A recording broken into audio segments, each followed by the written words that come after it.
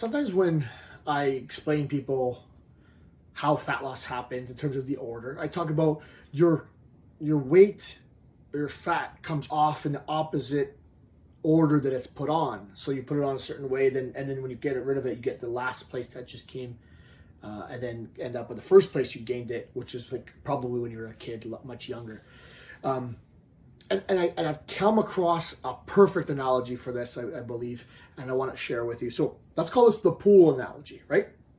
So you're filling up a pool, and let's assume this pool has a shallow end and a deep end, and you have a hose filling it up. This filling is calories in, right?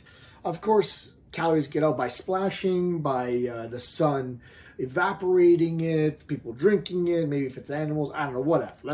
That detail is not that important. Let's assume that you're going to keep adding in calorie surplus. So this water that's filling this pool is fat that's going on your body. What's the first place that fills up? The deep end, right? We can agree on that. Like all the water trickles down to the bottom, it fills up, and eventually it fills the more shallow end, right? When you're losing fat, when you're draining this pool, what order does it come out? What order does it leave? Now, for argument's sake, it all empties around the same amount, the same speed. It actually just goes straight down, right? But where do you notice first the change? The last place that filled up, the shallow end. That maybe 7 inches, 8 inches, whatever it was of water is now becoming less and less, and you can see the bottom a little bit easier.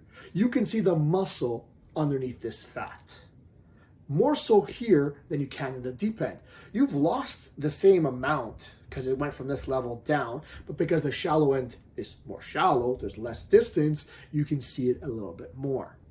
And in order for you to see your abs per se, you need to drain the deep end of the pool. So you can't get there by doing more crunches or by anything like that. You need to keep draining this pool. You need to have enough patience to see through this draining of the pool. You need to continue to drain it until you get to the point where the deep end is showing.